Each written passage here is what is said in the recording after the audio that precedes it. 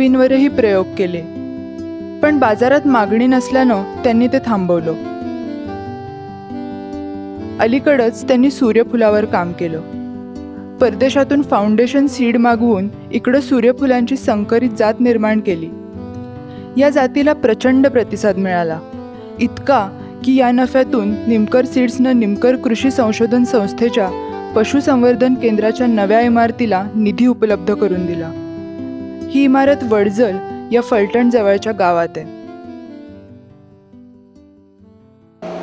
आज निमकर सीड्स 7 ते 8 पिकांच्या बियाणं निर्मितीमध्ये आहे. त्याचं बी 5 प्रमुख राज्यांमध्ये पाठवलं जातं. माझे वडील झिया कुरेशी निमकर सीड्सचा कारभार सांभाळतात आणि आजोबा असतातच लागेल तेव्हा सल्ला द्यायला. कोणतीही गोष्ट सुरळीत चालायला लागली की आजोबांचा त्यातला रस कमी होतो. नवनव्या गोष्टी त्यांना खुणावत असतात. नुसत्या बाहेरच्या जाती आणून विकसित करण्यापेक्षा आपल्या स्वतःच्या जाती निर्माण करणं जास्त फायदेशीर ठरेल असं त्यांना वाटलं. कापसामध्ये त्यांनी सुरुवात केली होतीच, आता इतर पिकांमध्ये सुद्धा प्रयोग करावा असं त्यांना वाटू लागलं. So I decided to register a trust again with my friend Nanavati's help. We registered a trust and the Nimkar Agricultural Research Institute, and by that time I had become quite friendly with Dr. Swaminathan. Even now I am great friends with Swaminathan. I only hold this against him that he doesn't give credit to the Rockefeller Foundation, and he is in the system. So I started the Nimkar Agricultural Research Institute, and Dr. Swaminathan came down to Fulton and laid the foundation stone of our building at Tammar. आजीचे धाकटे भाऊ doctor आनंद कर्वे हे नारी संस्थेचे संचालक झाले. ते वनस्पती शास्त्रज्ञ होते. संस्थेच्या उभारणीच्या कामात त्यांचा मोठा वाटा होता असं आजोबा म्हणतात. I had gone down to Georgia, and there I found that a lot of people were growing jawar. I said, why are they growing so much jawar? Is it for people don't eat jawarichi bhakri there, so why are you growing so much jawar? So they told me we convert the I don't think very people know this, but jawar and sugarcane are related, and the jawar stalk also has sweet juice. एक नवं पीक, एक नवं आव्हान. हे पीक विकसित करून भारतात याचा प्रसार करायचा असं आजोबांनी ठरवलं. पण संशोधनासाठी निधी कुठून मिळवायचा हा प्रश्न होता. त्यांच्या लक्षात आलं की अमेरिकेनं भारतात केलेल्या धान्य विक्रीतून जमा झालेल्या निधीचा एक फंड उभारला होता. त्या फंडातून ते भारतातील शेती विकास कामात मदत करत होते. United states department of agriculture USDA कृषी संशोधनासही पैसे देत होतो. नारी संस्थेनं गोड धाटाच्या ज्वारीवर संशोधन करण्यासाठी एक प्रकल्प USDAला दिला. पण बरेच दिवस काही उत्तर आलं नाही. 3 वर्ष उलटली. Then I happened to go to Washington. When I went to Washington, I was surprised to find that I had mentioned earlier that I was in George School, that one of my roommates was a man by the name of Mr. Ed Brewster. And he came from a small town near Newtown, and he was the congressman in the US Congress from that town. And he had been elected. So I went to see Ed. I said, Ed, how are things going? Oh, he says, fine, what can I do for you? I said, I have submitted this project to USDA and nothing is moving. So what do I do? Oh, no problem. He picked up the phone, he called USDA and said, this is Congressman Ed Brewster speaking. What happened to the Nimkar Agricultural Research Institute project on sweet sorghum? Oh, it is here, but we are not. You are interested, sir. Next week, the US Embassy in Delhi got a telex. In those days, they didn't have email. Got a telex that the sweet sorghum project should be sanctioned. And so we got some research funds for working on sweet sorghum. गोड धाटाच्या ज्वारीवर संशोधन सुरू झालं. तोपर्यंत माझी मावशी, आईची थोरली बहीण नंदिनी अमेरिकेतून ॲग्रॉनॉमीमध्ये पदवी घेऊन परत आली होती. ती आणि माझे काका अनिल राजवंशी या दोघांनी संस्थेत काम करायला सुरुवात केली.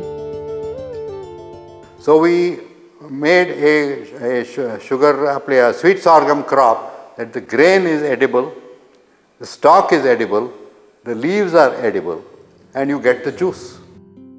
पण हे पीक लोकांनी नाकारलं. आजोबांसारखी दूरदृष्टी फारच थोड्या लोकांना होती. आज 2007 मध्ये लोक या पिकाविषयी चौकशी करतात. आजोबांचं मत होतं की हे पीक भारतातल्या खेड्यांना स्वयंपूर्ण करेल. तुम्हाला धान्य मिळेल, गुरांना चारा होईल आणि रसापासून गूळ किंवा अल्कोहोलचीही निर्मिती करता येईल. सुरुवातीला हे पीक फक्त खरीप हंगामात घेता येईल. आता नारी संस्थेनं वर्षभर घेता येतील अशा प्रजाती विकसित केल्या आहेत. Another big advantage what we did is we have converted sweet sorghum so it can be grown all year round. Originally it could only be grown in the Kharif season. Now we can grow it in the Rabi and it grows very well even in the summer. It's very easy to grow, so a village can become self-sufficient in everything by growing sweet sorghum. Now, in the beginning when we grew sweet sorghum in these new varieties, nobody bought it here. But we exported sweet sorghum seed to Kenya, to Iran and to Italy. And they are growing our varieties in those three countries. Now in India, a boom is coming. Everyone is interested in sweet sorghum. आणि आता आम्हाला इतकं त्याच्याबद्दल लोकांकडनं पत्र आणखीन विचारणा येते की आम्ही जे बी तयार करतो त्यातलं जवळजवळ काही उरतच नाही, सगळं खपून जातं. And in Khatao, near Fulton, somebody has started an alcohol factory running on sweet sorghum where he has got permission and he is making industrial alcohol. संस्थेनं आणखी एका पिकावर सखोल संशोधन केलं, ते म्हणजे करडी. आजोबांनी पाहिलं की करडीला ज्वारी इतक्या पावसाची गरज नसते. कोरडवाहू भागात शेतकरी करडी हे ज्वारीबरोबर मिश्र पीक म्हणून घेतात. USDAनं करडी संशोधनासाठी पैसे दिले आणि नारीमध्ये करडीवर काम सुरू झालं. काही वर्षांनी स्वामीनाथन यांनी हा प्रकल्प ऑल इंडिया कोऑर्डिनेटेड करडी प्रोजेक्टमध्ये रूपांतरित केला. नंदिनी मावशीच्या लक्षात आलं की बी उत्पादनाबरोबरच करडीच्या पाकळ्यांना आयुर्वेदिक औषधामध्ये मागणी आहे. अनेक औषधोत्पादक कंपन्या या पाकळ्या खरेदी करायला उत्सुक आहेत. पुढे जाऊन हेही समजलं की बियांपेक्षा पाकळ्यांमुळे जास्त उत्पन्न मिळू शकतो. संस्थेने ठरवलं की जास्त पाकळ्या देणारी जात विकसित करायची. पण त्यात एक अडचण होती. करडी हे काटेरी झुडूप असल्यामुळं पाकळ्या वेचणं फार अवघड जायचं. So we found that we have one line in this big collection of Kardi varieties which has no thorns. So now we have bred that for the petals. And the petals can give you 20 times the amount of money that you get from the oil seed.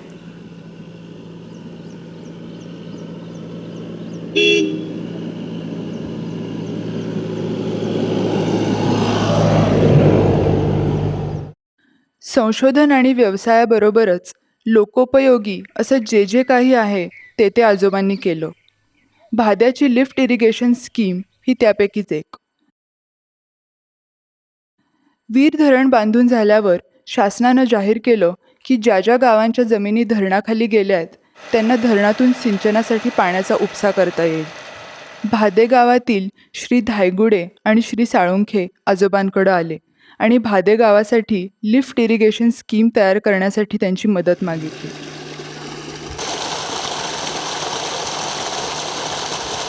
नवं काम, नवं आव्हान. आजोबांनी कामाला सुरुवात केली.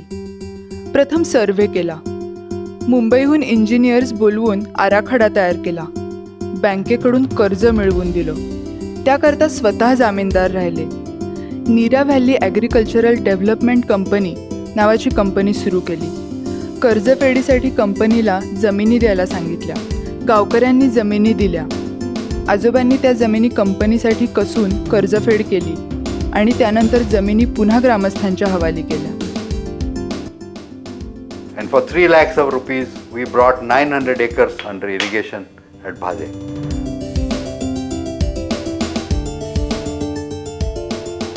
So I said, this should be done. At that time, as I mentioned earlier, Sharad Pawar was just an MLA and he was in the government. So we formed a company, Nera Valley Agricultural Development Company, with Sharad Pawar as the chairman.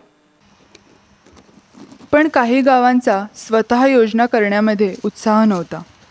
ते म्हणाले, जर सरकार आमच्यासाठी करणार असेल तर आम्ही घेऊ. आम्ही आमच्या जमिनी कोणा कंपनीज देणार नाही. ही गोष्ट आहे 1972ची. आज 2007 साली सुद्धा तिथं लिफ्ट नाही आणि या गावांमधले लोक भादे गावात शेतमजुरी करतात. शर्करा कंद या पिकावरही आजोबांनी बरंच काम केले. अमेरिकेत प्रवास करताना त्यांनी हे पीक पाहिलं आणि त्यांना ते आवडलं. नंतर त्यांना समजलं की हिमाचल प्रदेशात याचं बी उपलब्ध आहे. आजोबांनी स्वतः यावर संशोधन सुरू केलं. जागेचा प्रश्न होताच. त्यांनी फलटण इथं कोळकीमध्ये इरिगेशन बंगल्याजवळ जागा भाड्याने घेतली आणि काम सुरू केलं. भारताचे माजी वित्तमंत्री यशवंतराव चव्हाण यांचा मुक्काम तेव्हा इरिगेशन बंगल्यात होता. त्यांनी हे पीक पाहिलं आणि चौकशी केली. आजोबांनी त्यांना पिकाबद्दल माहिती दिली. The main advantages of sugar beet are two. One is it is a short season crop. It takes only 5 months. It requires less water than sugarcane, and it can be easily grown on small amounts of water. While in sugarcane, usually 18 months, at least 1 year, you have to keep the crop in the field. Then he said, is the ICR helping you with sugar beet? I said, no, I have not applied to ICR, and they are not helping me. So he asked me, is there a coordinated sugar beet program? I said, yes sir, there is a coordinated sugar beet program being run by ICR. I heard nothing further from Yashwantrao Chauhan.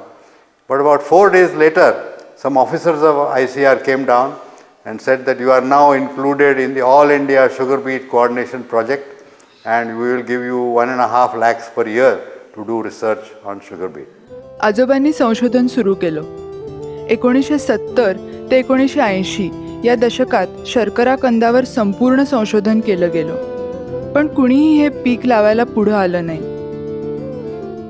साखर कारखान्यांनीही उत्सुकता दाखवली नाही. मग हा प्रकल्प बंद करण्यात आला. आज 20 वर्षांनी लोकांना त्याचं महत्त्व पटू लागलंय आणि लोक आता त्याबाबत विचारणा करतायत. आजोबा कायमच आपल्या पिढीपेक्षा एका पिढीनं पुढं होते. त्यांनी जे काही केलं ते लोकांनी त्यावेळी नाकारलं, पण 20 वर्षांनी लोक त्याच गोष्टी स्वीकारताना दिसतात. आज नारी ही एक प्रस्थापित संशोधन संस्था आहे. नंदिनी मावशी संस्थेची अध्यक्ष आहे. संस्थेनं शेती आणि पशुसंवर्धनाबरोबरच रिन्युएबल एनर्जी क्षेत्रातही आपलं नाव केलंय. अनिल काकांनी 1981 हे काम सुरू केलं आणि आताही त्यांच्या देखरेखीखाली ते सुरळीत चालू आहे.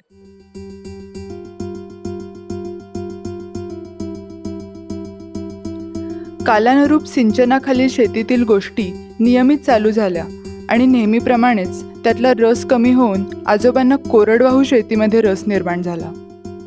So I decided to do something dry. So I was looking for some place to do this, and I met Babulal Gandhi, who was a Sarvodaya worker. He had worked in Bhutan with Vinoba Bhave, and he had settled now finally in Vinsurni. And if you're looking for a dry area, really dry area is Vinsurni. So I decided to go to Vinsurni and do something on dry farming. पण विंचुर्णीत काम करणं तितकं सोपं नव्हतं. एकतर विंचुर्णीत फार थोडा पाऊस पडतो, दुसरं म्हणजे तिथं फारशी मातीच नाही आणि सिंचनाची सोयही नाही. आजोबांनी वृक्ष शेतीविषयी ऐकलं होतं. त्यांनी ठरवलं की आपण झाडं लावूयात. In my usual way, I got trees from all over the world. ICRAF is a international tree research institute in Kenya. From them I got different trees and we planted trees. And I planted 3 acres of trees at Vinsurni. पण त्यावर्षी दुष्काळ पडला आणि पुढची काही वर्ष राहिला. बहुतांश झाडं मेली. जी काही वाचली त्यांची वाढ फारशी चांगली नव्हती. आजोबांचा अंदाज चुकला. वृक्ष शेतीचा उद्योग काही फारसा फायदेशीर ठरला नाही. These hills have always had no tree cover. Well, how can you put tree cover on them now? In fact, today's paper, they have shown, newspaper, they have shown the police department have planted teak trees on a slope in a hill somewhere. They will all die. There's no point in doing that. कमी पाणी आणि निकृष्ट मातीमध्ये तग धरून राहणारी एकमेव गोष्ट म्हणजे गवत. आजोबांनी त्यांच्या जमिनीत गवत लावायला सुरुवात केली. पण मग प्रश्न आला, या गवताचं करायचं काय? In my brain, I thought, sheep. So I happened to go to Manny's bookshop, and there was a book on tropical sheep, written in 1986 by a lady called Gatenby, Ruth Gatenby. She had, for her PhD, written a book on tropical sheep. I brought it home and started reading it. Until the next morning, I was reading that book. And in India, somehow sheep and goats have been neglected. And I found so much information in that book about sheep. I had been rearing sheep all my life at Razade without really paying much attention. We had sheep, they used to graze on the bunds. I started about 100 sheep. In about 10 years, they became 300 sheep. Then I found there were too many sheep, so we culled them. But I never paid any attention to them at all. So I said, sheep are very important. We must do something for sheep. So I was shocked to find that in India nothing had been done. आजोबांनी लागलीच Ruth गेटनबींना पत्र लिहून विचारलं की भारतात मेंढ्या सुधारण्यासाठी त्या काही मदत करू शकतात का. पण रूथ म्हणाल्या की त्यांनी सगळा अभ्यास पुस्तकं वाचून केलाय आणि अशा प्रकारची मदत करायला त्या काही अजून परिपक्व नाही आहेत. पण त्यांनी एक नाव सुचवलं, त्यांच्या प्राध्यापकांचं, प्रोफेसर जेरल्ड विनर. त्यानंतर चक्र वेगाने फिरायला लागली. जेरल्ड विनर 1997 ब्रिटिश काउन्सिलच्या मदतीनं भारतात आले. आजोबा आणि विनर साहेब यांनी भारतभर एक अभ्यास दौरा केला मेंढ्यांसाठी. So we went around looking at sheep, and Gerald was a geneticist, and he said, I don't want to see animals. I don't know anything about animals. I look at the productivity of the sheep, the genetics of the sheep. What are the records? What your sheep? How much milk do they give? How much wool do they give? How much do they grow? How many lambs do they produce? Some data. None of these farms had any data on sheep. They just wanted to show us sheep. This is a good sheep, that is a bad sheep. But how do you say it is good? How do you know it is bad? No data. So he said, no, this is a terrible situation you've got in India. Nobody is doing anything with sheep. You start doing something. Sharad Pawar हे आजोबांचे जुने स्नेही आहेत. एकदा आजोबा त्यांना म्हणाले, तुम्ही बारामती फलटण भागातले पुढारी आहात. हा भाग मुख्यतः धनगर लोकांचा आहे. तुम्ही त्यांच्यासाठी काहीतरी केलं पाहिजे. ते म्हणाले, मी काय करू शकतो? आजोबा म्हणाले, मी तुम्हाला मेंढी पालनावर सल्ला देतो. शरद पवार म्हणाले, निमकर, अहो सल्ला कुणी ऐकत नाही. त्यापेक्षा मी असं करतो, एक शेळी मेंढी आयोग नेमतो. तुम्ही राज्यातल्या शेळ्या मेंढ्यांचा अभ्यास करा आणि सरकारला अहवाल सादर करा. आजोबा शेळी मेंढी आयोगाचे चेअरमन झाले. And Sharad Pawar also told me that you also study goat.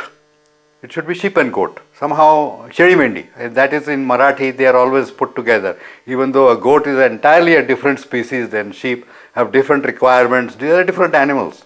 One is caprine, one is ovine. So, okay, sheep and goat commission. आयोगाचे निष्कर्ष पाहून आजोबा चकितच झाले. मेंढ्यांबरोबर शेळ्याही खूप महत्त्वाच्या आहेत हे त्यांच्या लक्षात आलं. And I was shocked to learn that sheep are not so important. In Maharashtra, there are only 2 million sheep. There are 1 crore goats. Sheep are only in this belt of what they call drought-prone area, from Nasik down to Kolhapur. Other parts of Maharashtra, there are no sheep. Goats are all over Maharashtra. There is not a single village in Maharashtra that does not have goats. Then I found that goats also belong to the poor. आणि इथं आजोबांचं आवडीचं काम सुरू होतं. जेव्हा त्यांनी अमेरिकेतून भारतात यायचं ठरवलं तेव्हा त्यांचे वडील त्यांना म्हणाले होते, My father felt that the greatest contribution I could make to India, because he wanted me to contribute something to India. He said, I worked hard, I've earned enough money, there's no problem, you do something that will help the nation. His feeling was that the people of India depend too much on government. He said, in a democratic country, people should do things themselves and not depend on government. आयोगाचा अहवाल तयार होईपर्यंत शरद पवार काही मुख्यमंत्री राहिलेले नव्हते. त्यामुळे आजोबांनी ठरवलं की याबाबत आपणच काहीतरी करूयात. त्यांच्या अभ्यासात त्यांना असं आढळून आलं की भारतात मेंढ्यांना जुळी होत नाहीत. आजोबांनी ठरवलं आपण जुळी पिल्लं देणारी मेंढी विकसित करायची. So where do you get genes for twinning, production of twins? It is genetic character. Anything you want to fix permanently, it should be genetic. You can give an injection, they will produce twins. A lot of women today take, because of the family planning pills, they also produce more twins than they used to. Hormonal production of twins is no use. We must have genetic production. So Zai and I went to Cyprus, where there's a variety called Chios, which is a good variety which produces twins. I didn't get to Morocco. In Morocco, there's a good variety that produces twins. In the Caribbean, in Cuba, there's a good variety that produces twins. America, there's a variety that produces twins. Government of India would not allow me to bring in any of the sheep because they say you will introduce disease. These people who are great veterinarians in ICR, there is practically no disease that is not in India. So what am I going to bring in? But anyhow, they would not allow me to bring in any sheep. आजोबांनी प्रयत्न चालू ठेवले. शोधता शोधता त्यांना एक संपर्क मिळाला, हेलन न्यूटन टर्नर. या विदुषीने मेंढ्यांच्या जनुकावर 2 खंड लिहिलेत.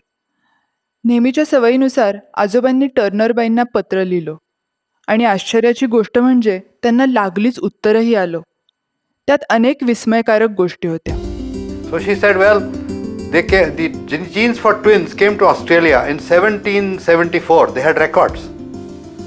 And it came from India. I said, my goodness, came from India? Where? She said, a ship came from Calcutta. And in Calcutta, they loaded 40 sheep onto the ship. And the ship came to, and every day, it used to be a 40-day voyage. So every day they used to slaughter 1 sheep. So by the time you got to Australia, there were no more sheep on the ship. But that particular ship, had good winds. So they came in 25 or 30 days. So 10 sheep were left. And those sheep were landed in Australia.